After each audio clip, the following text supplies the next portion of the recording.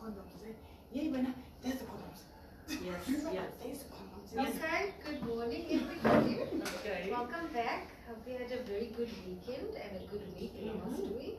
Good. And I hope that you implemented what we learned and spoke about last week. And happy birthday. Thank you. Lovely. Both look lovely. So it's going out. Okay, so today we're going to work on building block number 4. So remember, this whole process is a building block, right? Self-esteem, self-worth, boundaries, building to become leaders.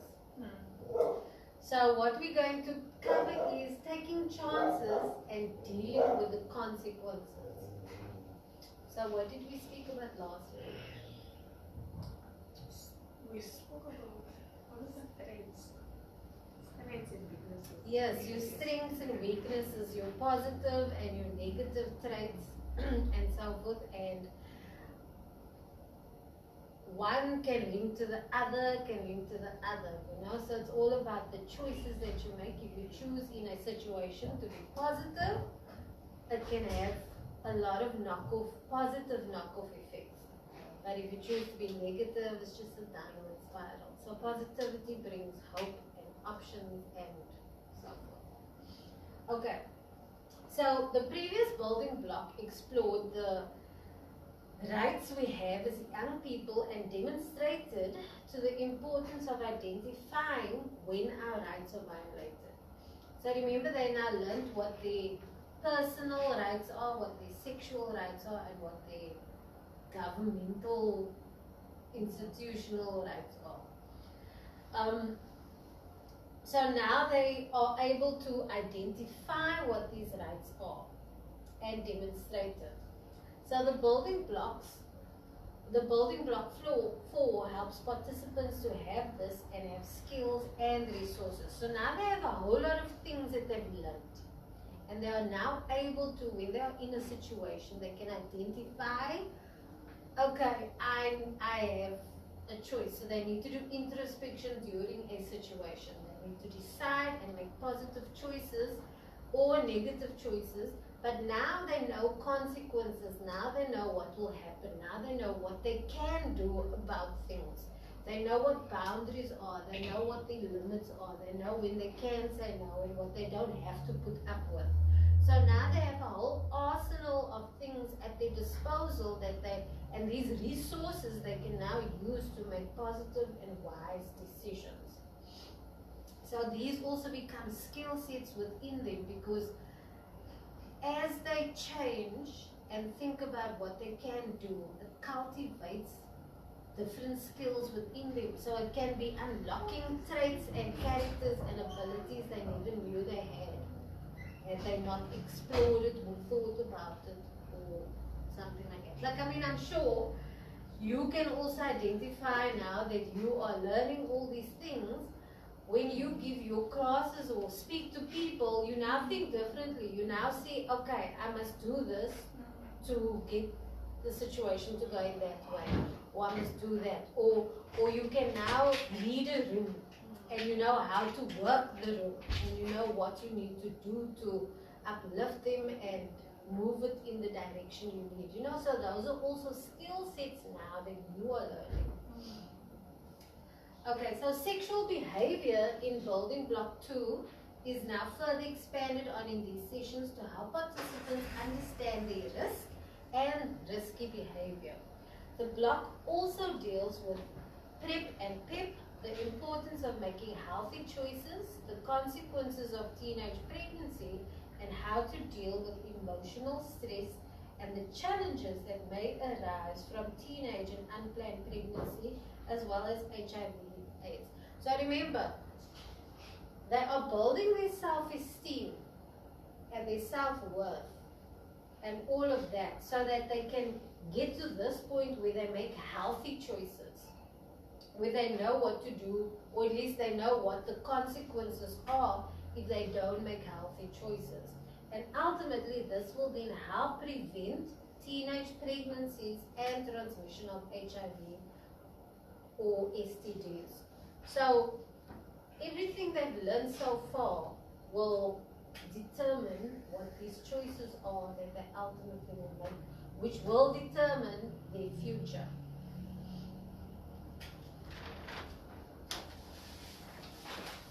Okay, so the learning outcomes: understand risky behavior, identifying the consequences of negative and sexual behavior, awareness of how to deal with consequences and behavior, learn how to handle emotional stress and challenges.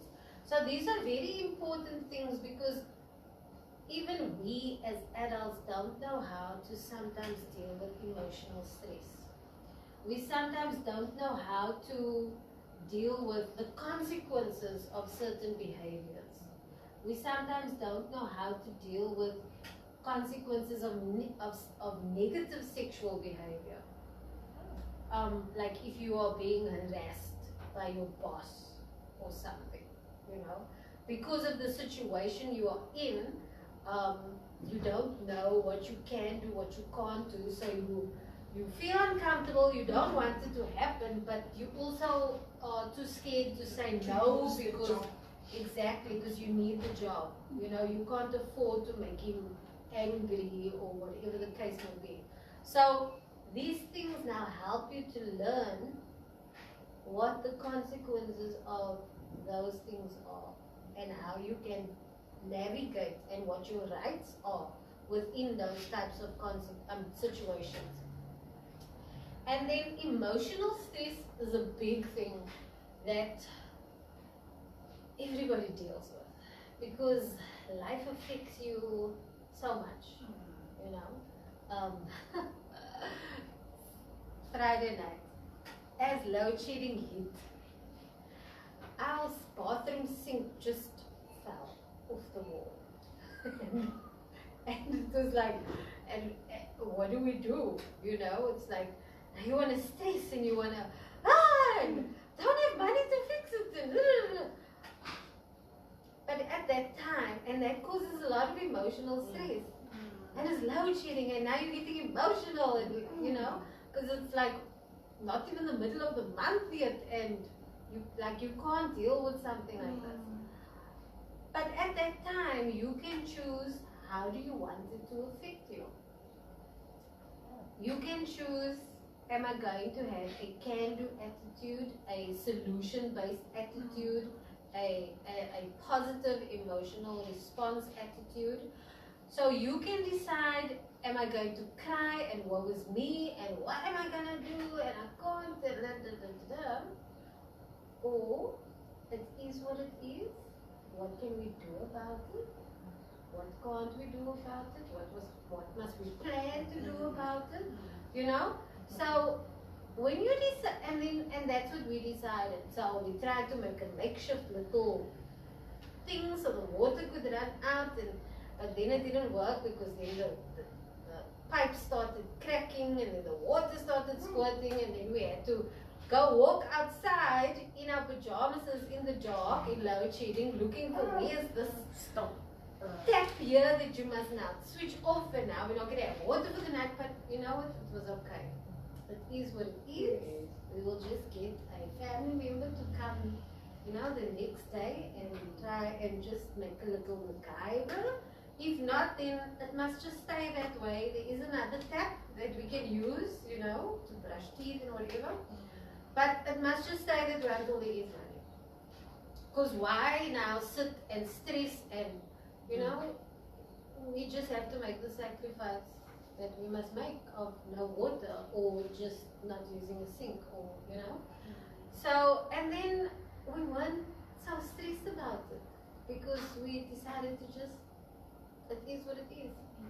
This is And what do I what you told can myself. do. If I don't have money, I don't have to stress. Yeah. I'm not gonna get stress. Not gonna give me money. Yes. Which is okay. I have money. Then what to do? Yes, exactly. It is what it is, and now we just do what we can do with what we have, and we Do just what you can do. That's exactly. We just continue to move on, and it takes a burden off of you. You know, the weekend and the rest of the month could have been so stressful and unhappy and unpleasant, and everybody's awkward and angry with everybody, but we decided to just is what it is, and just fine. Life goes on, we went to sleep, and If you have to make fire to warm the water, we do. exactly.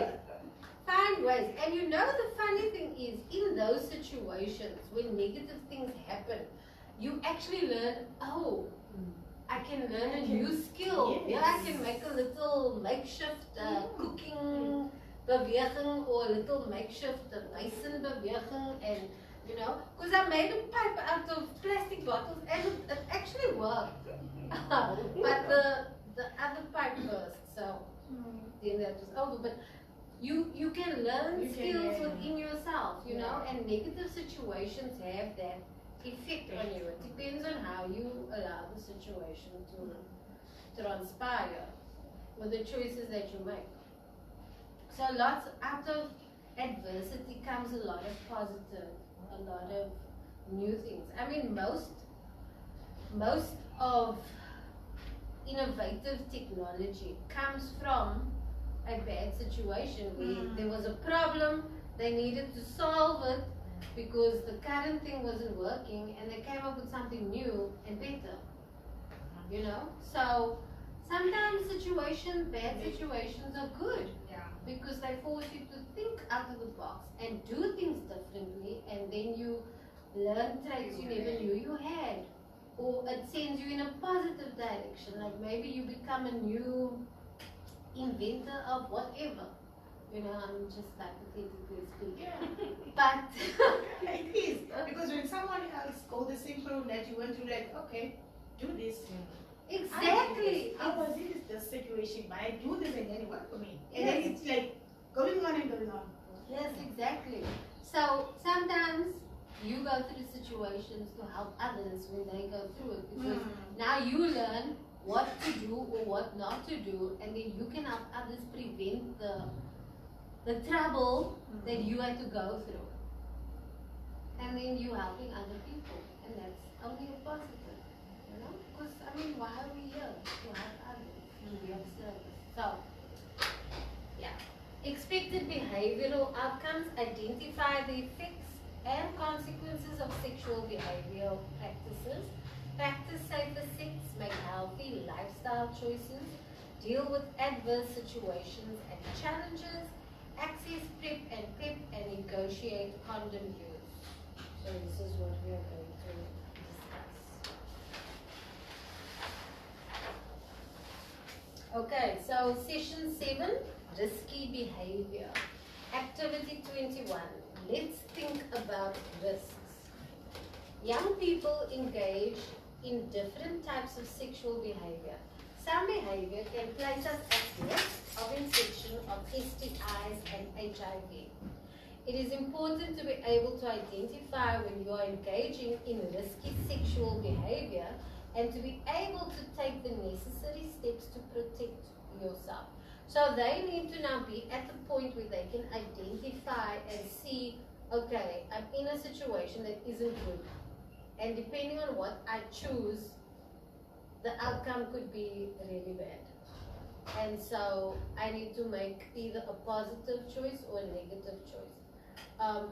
Because the problem is, at that stage in their lives, you want to do adventurous things, you want to take risks, you want to explore, you know, because that's where you are at. But they need to identify what is risky and what will have negative impacts or effects. So understanding the consequences is really important. So expected outcomes: by the end of the session, participants should have a clear perception of the behaviors that place them at a high risk of teenage and unplanned pregnancy and acquiring HIV. They will also be able to identify examples of such behavior and be equipped with the knowledge and the power to make safer choices. So again, you know, unplanned pregnancy, they need to identify when they are in a situation that's going to actually put them at risk of actually becoming an unplanned pregnancy situation or actually becoming an HIV situation, because you don't know. but the choice you make could lead to one of those. So they need to identify these risk areas. Because they now have the power and are equipped to make safer, more positive choices.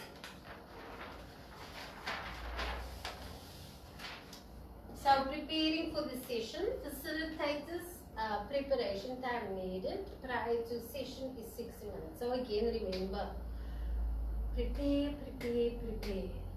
Very important to prepare before the time.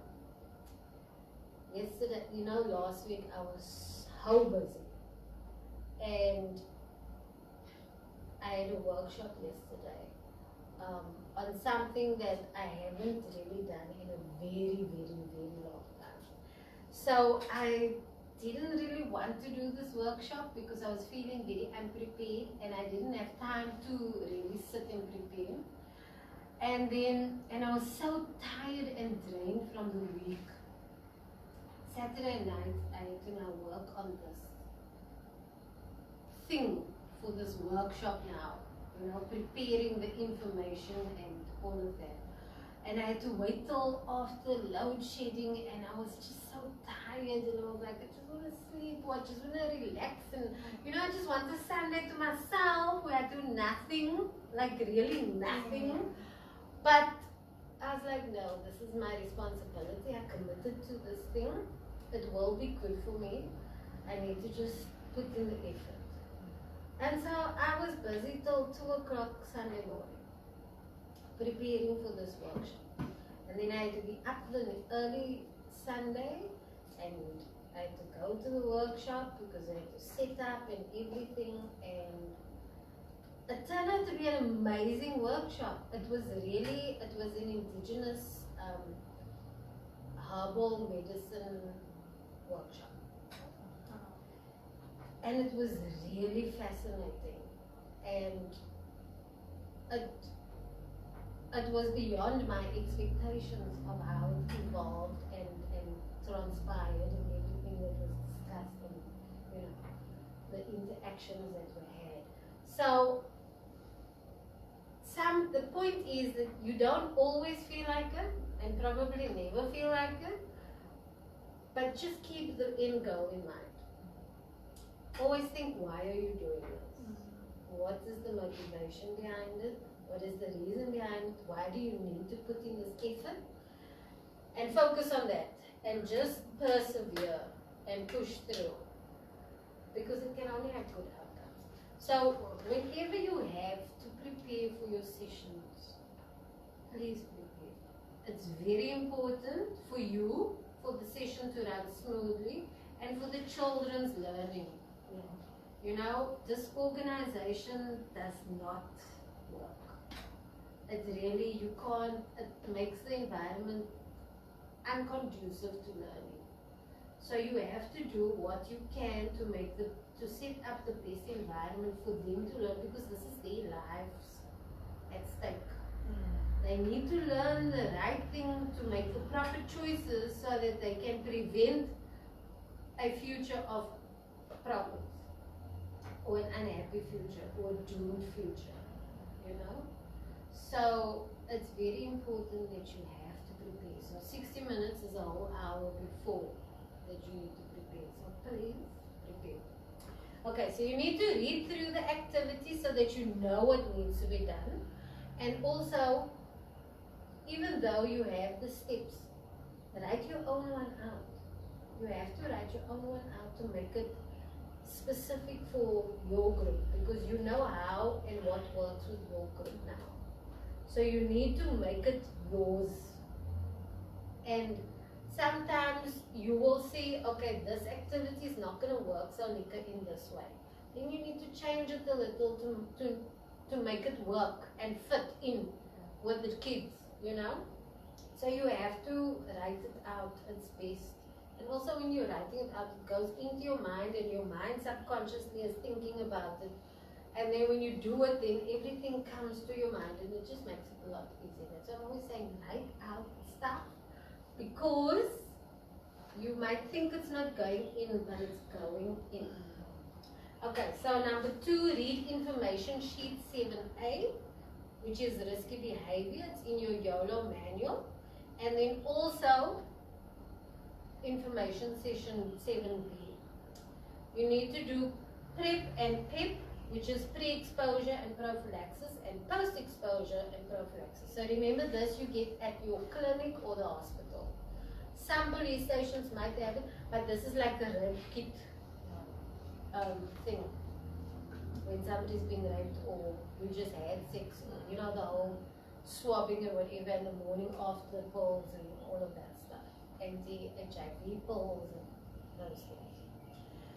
Facilitators note, this is for you, no matter what communication strategy is developed to reduce HIV transmission, for example, YOLO, or which biomedical HIV intervention becomes available, one step is key for HIV prevention strategy, and that is behavior change.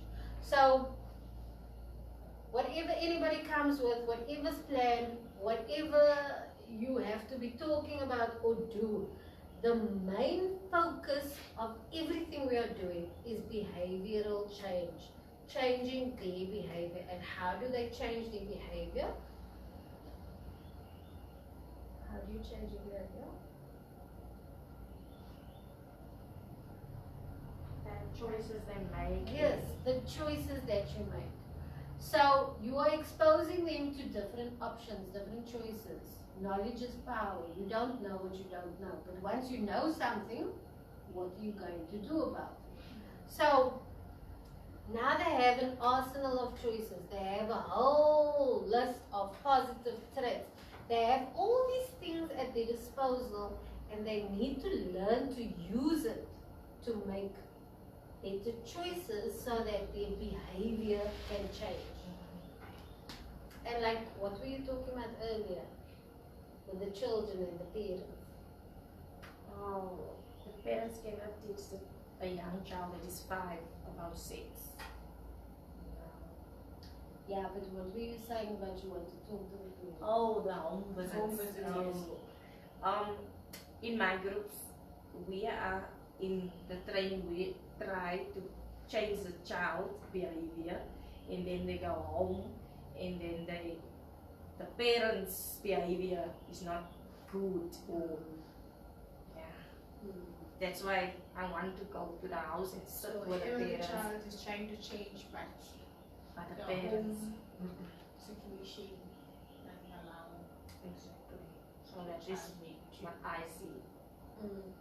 So that is a good point that you need to go and try and speak to the parents, because they also influence and impact the child's cognitive functioning and choices and so forth. Like that emotional behavior. Maybe they have a bad day at work and come.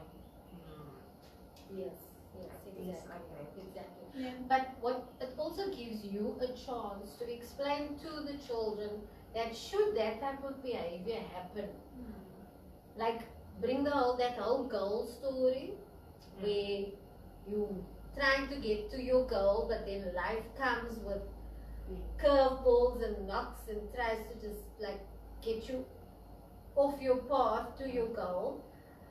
It's the same thing. So their parents might hamper their behavioral change, but that in itself is also a platform for them to still make positive choices.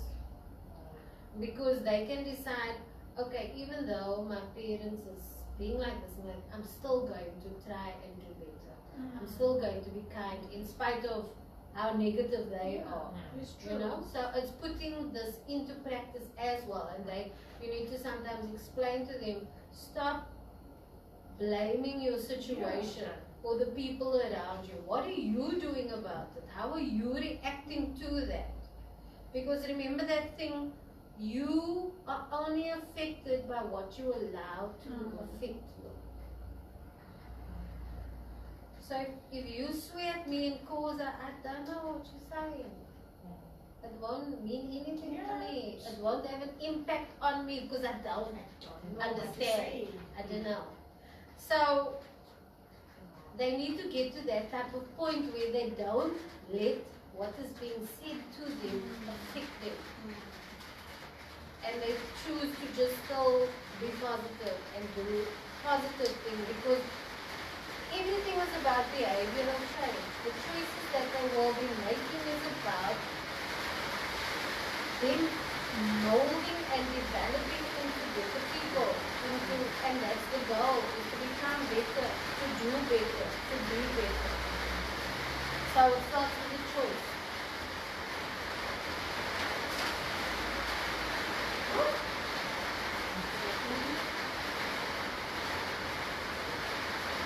Okay, so you need to remember that behavior change is a complex process, and facilitators will need to keep in mind all the information they have learned. So you need to remember everything you've been learning from the start. Sometimes go over it, because remember again, when you're in the space with them, you need to constantly give them positive affirmation. You need to constantly be encouraging them, boosting their self-confidence, and say all the things that they have learned along the way. Try and remind them of it every time, so that they don't forget, and so that it's constantly on top of mind. So when situations happen, they better say that. Okay, I must do this and I must do that. I must be positive. I must try and look for a different way and try and react better. I must use those positive trait words to, honor, wisdom, encouraging, those positive traits that we covered. Try and incorporate that into their life. So try and always tell them these things. Give them little pep talks all the time. And it helps you as well. Okay, so for this, you will need the flip chart and markers, and you need to write the following questions down. For activity 1, the proposed methodology is to have a small group discussion first, then you need to do a presentation, then group work. Okay? So, here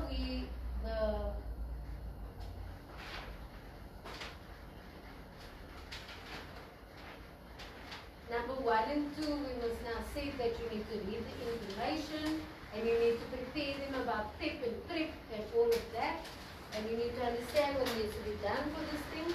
Now you need to ask, what is a risk? Wow, is this nailed? What did you do for your birthday? Yeah, you did it, right?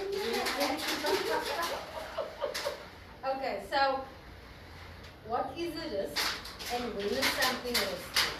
I need to learn to understand that very important.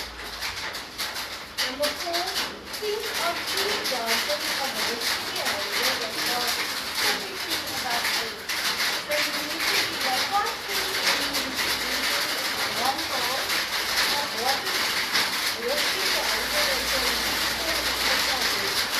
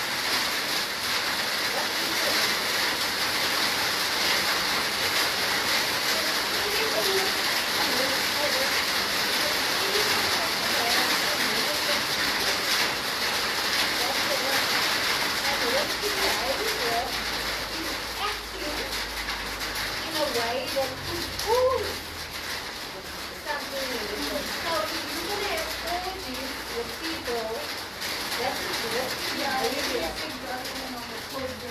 Exactly. And the risk is what you could do. So the behavior is your actions and the risk is what could happen afterwards. So you need to explain this to them so that they can understand and identify when things happen. Number 5, do you think young people know when their behavior is risky? Why or why not? They don't know. Why don't they know? Because maybe sometimes they're still young or they don't discuss this type of things around. Yes, and also because of society. Everyone in the community thinks a certain way, they speak a certain way, so kids grow up thinking that is just the way it is, and they don't know better. So that is why things like this is important, to educate them on changing their mindset, on helping them see that is not how things should be or how things are, but they can choose what they want to believe, but you can't make a choice unless you have something to choose. So if you only know one way, you're going to go one way because you don't know anything else. But if you know one way and you are exposed to another way, now you have a choice to make. Which way are you going to go? Then you need to think what is better, pros and cons. What is the outcome of the choice that I make either way? So that is like how you need to explain things to them if they don't understand.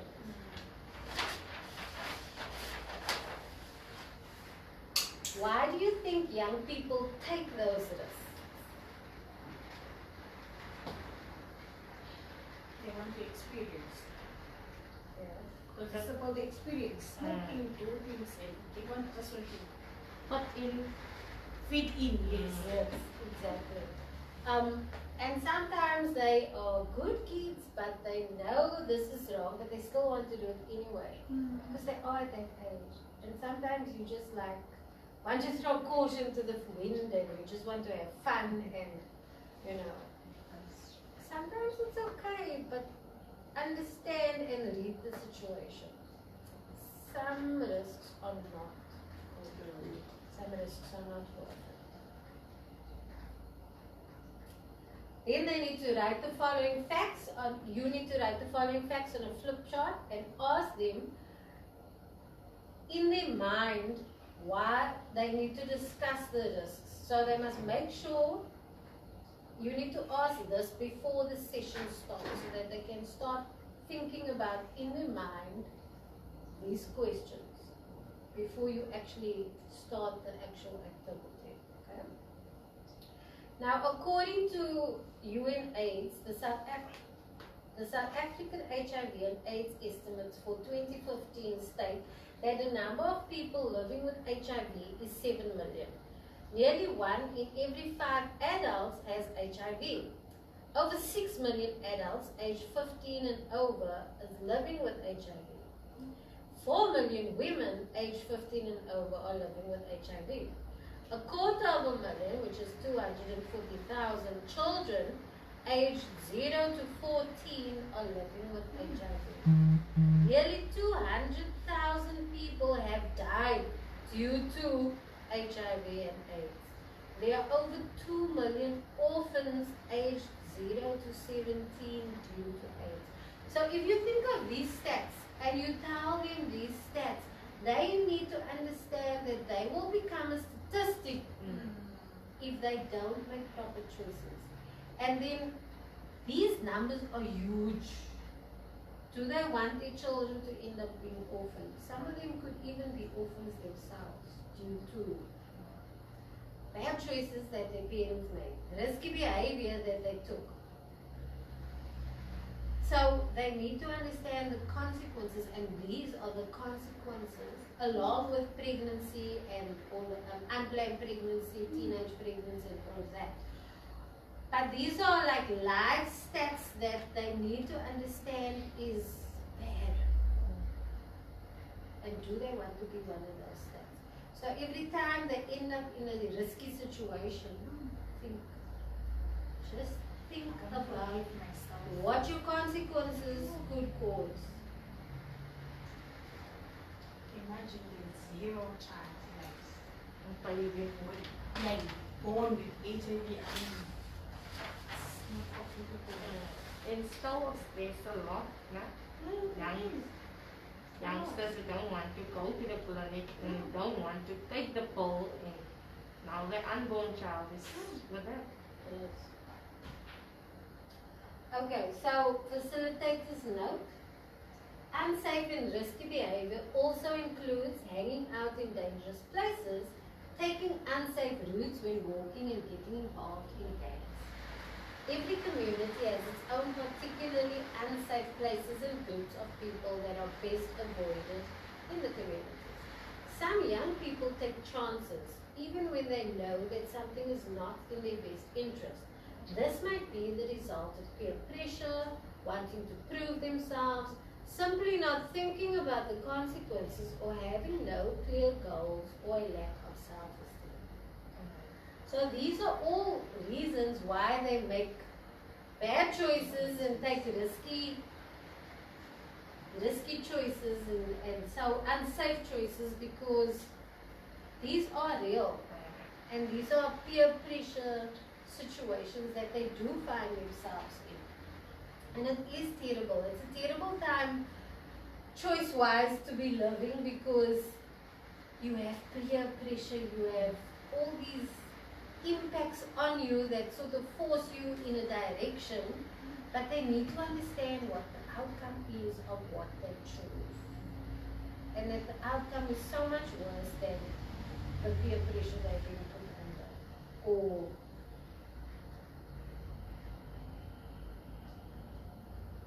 any of these things.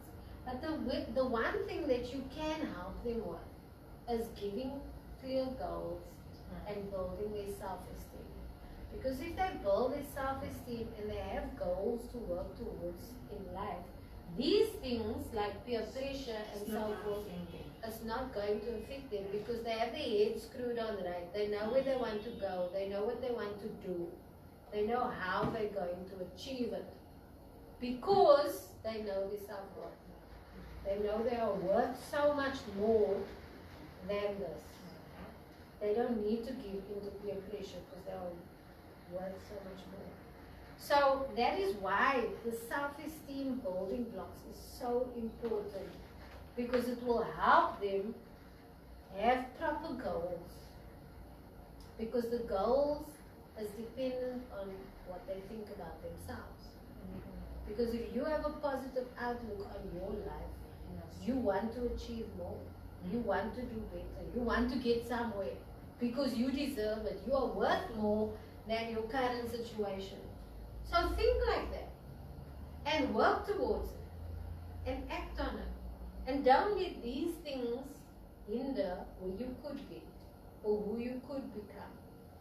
So that's why it's important to constantly be giving them positive affirmations, giving them little self-talks, giving them little words of encouragement to boost their self-esteem, to build their self-respect, because that will determine their goals and motivate them, make them want to do better, make them want to get somewhere in life, make them not want to just, oh, let's just have fun, let's just drink, let's just smoke, let's just party, let's just have sex like crazy. But then what? Life can't just be that. It can't just go on. You need to want to do something with your life. You need to want to get somewhere with your life. So they need to understand that goals are important, because only they can get themselves there. And that starts with positive mindsets. So it's all interlinked. And you play a big role. Okay, so remember not to judge young people. Complex factors affect their choices. Sometimes smart people make choices that are not in their best interest. And young people can face confusing emotional factors in different phases of their lives. So you need to be acknowledging all these factors all the time because you're busy covering it as you're going through the stuff. So always keep this in mind that they face a lot of challenges and try not to be too hard on them because it's difficult for them. You've been through it. Some of you didn't even have to have or be exposed to the types of influences and choices they have to make today. So it's more tough for them now than it was for us growing up. It is. So you need to be sensitive to that and cognizant of that fact. And so you need to like handle them with kid gloves, but make them understand. Yes, it's difficult. Yes, it's tough. But they can get through it. They need to think more of themselves. Place more value on themselves. They are treasures. They can become amazing things if they want to. And so you have to keep on reminding them. But you also need to not judge, and you need to keep reminding the other children not to judge each other. Okay? Always give the rules, the house rules before you start. Give the house rules. No judging, no shaming, none of that.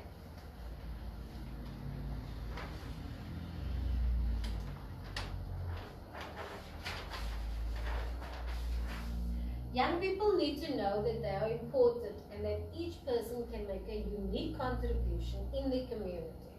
Because everyone has value, young people should protect their future. Each person must decide what would make him or her stop taking chances. The decision has to come first from the person, himself or herself. However, remember that personal decisions are not enough to change behavior.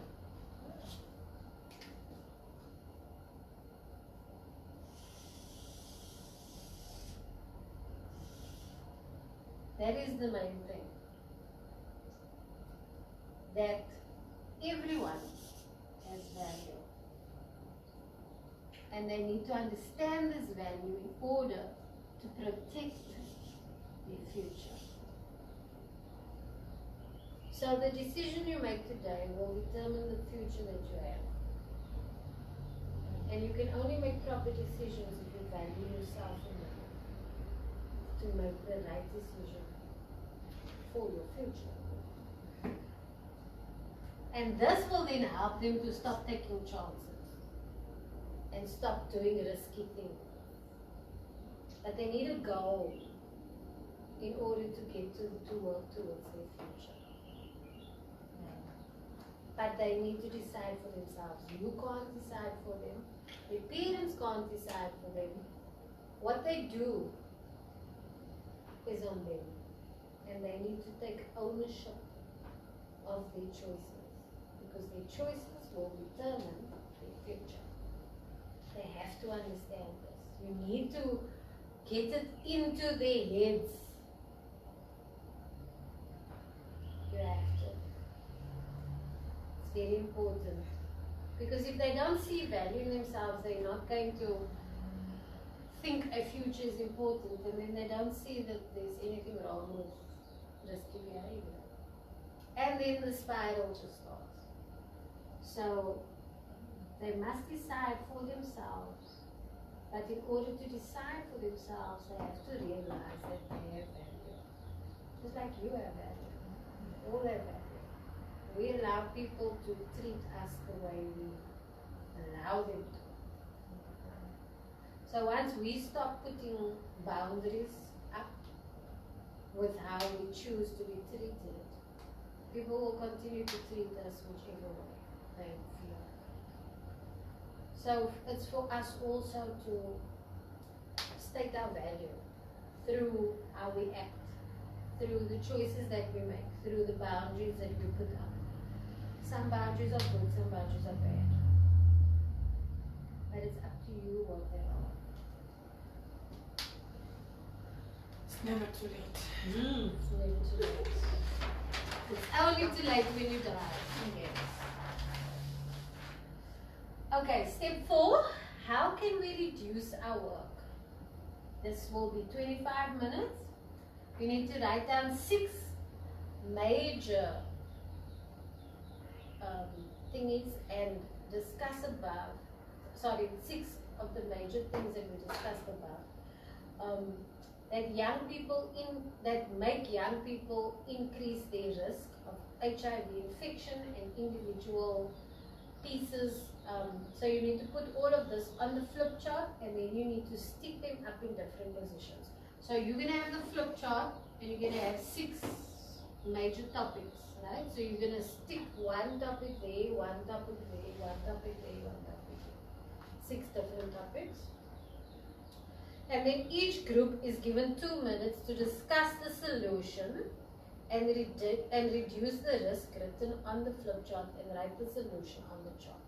So each of the 6 is going to have problems, and they have 2 minutes to discuss what these problems are, how can they reduce the problems, and what is the solution, and they need to write that on the flip chart. Each group moves to the flip chart page to their right and repeats the process until all the groups have had a chance to write the answers on all 6 of the flip charts.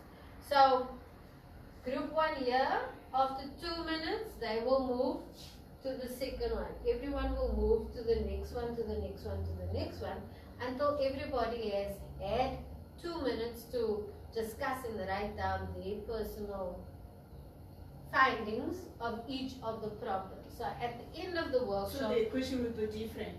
yes, each flip chart will have a different question and so forth. So after everybody has moved to each flip chart, they all would have given their point of view on every different topic. And there will be 6. Okay, so for example, chart 1, the heading will be having sex for the first time at a young age.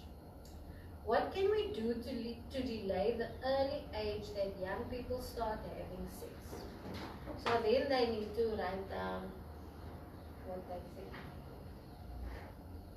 And then the next one is, What can we really do? what do you think? But what can we really do? It's a personal choice.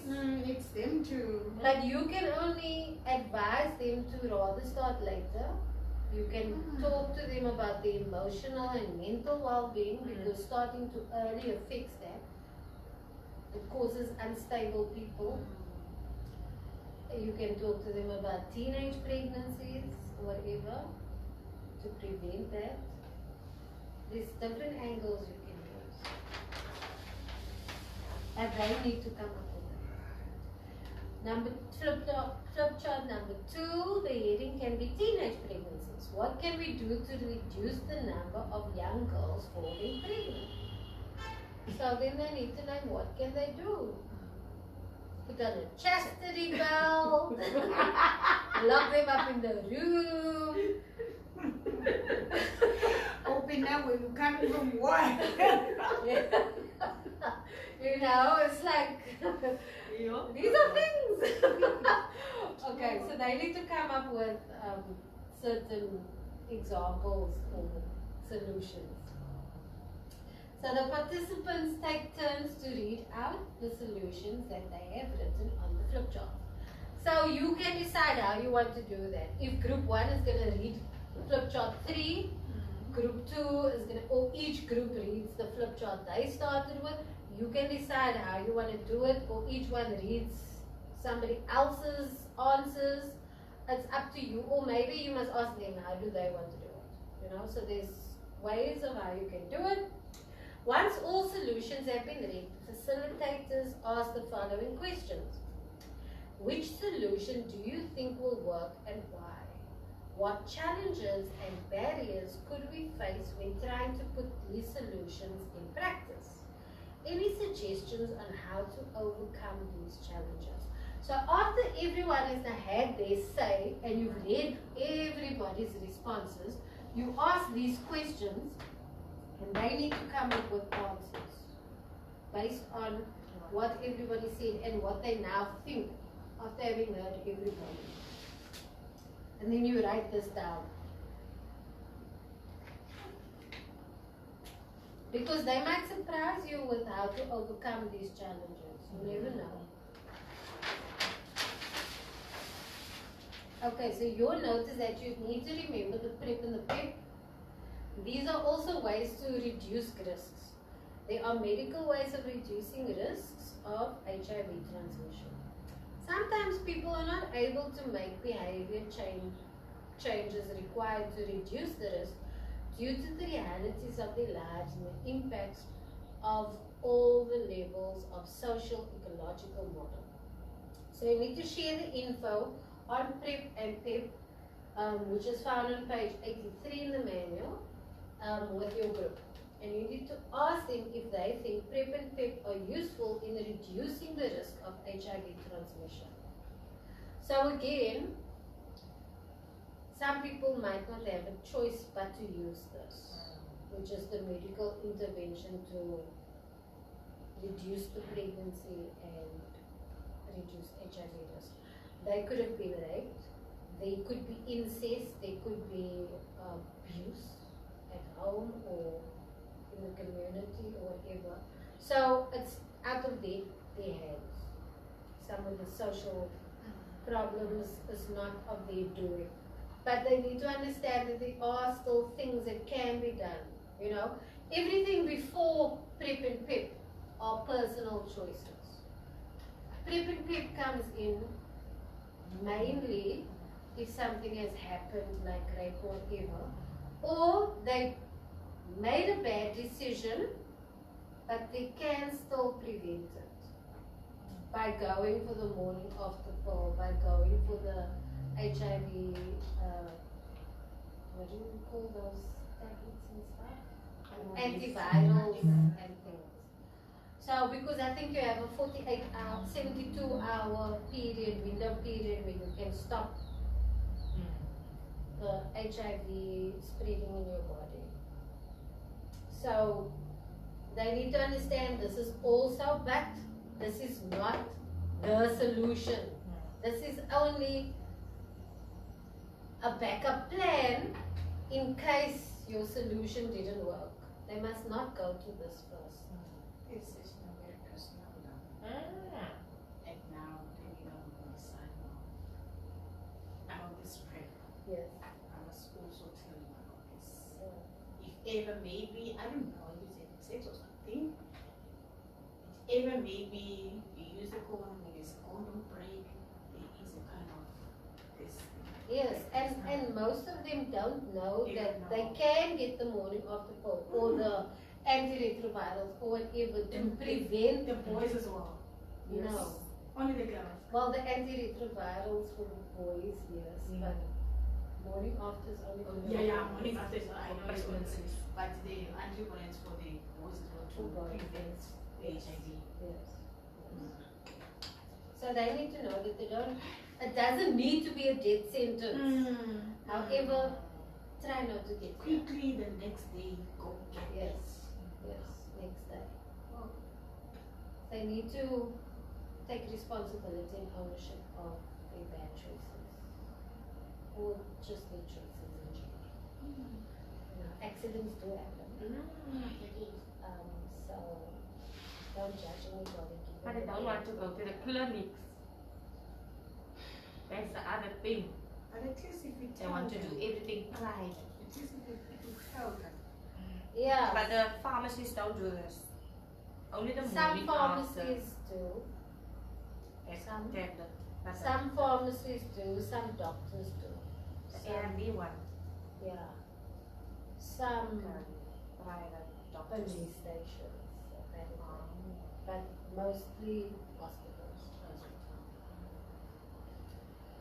People are doing private. And then they need to have everybody, you and them, need to have your reflection. So they need to write the answers of this in the workbooks and write how they feel about everything that was discussed. You can also think about identifying what puts you at risk with your current sexual behavior. What would you like to change? Think of personal statements of the change you would like to see. So, some of them are probably sexually active right now, and these choices can impact what they do next. So they also need to, and you yourself. Because knowledge is power. Some of them didn't know, maybe you didn't know, whoever didn't know, these things are there, these choices that you can make is available. So now that you know, what are you going to do about it? That's the thing. What are you going to do about something that you know? Okay, any questions? It's a bit of a hard topic today. And it just come to me. It's wow. I had 2 teenagers, so 2 teenagers, boy and girl. Wow. So this too much in my head, but yeah, I think I need to be strong. Yes. Say, yeah, I'm going to say this to them. Just to tell them, just to let them know that these things that they follow or not, but I will do not work. Yes, because ultimately we prefer them not to have sex, but they are young. They will. Yeah. Probably. You can't stop them. It's their choice. But at least inform them Yes. to make positive decisions around what they do. Do it responsibly, Even if it's hard. even if it's hard. And tell them what the repercussions are. Tell them what the options are. Should things happen, so that they know it's not a death sentence. There is still hope after the fact, but try not to get into such a situation. Try to just rather be responsible in whatever you do choose.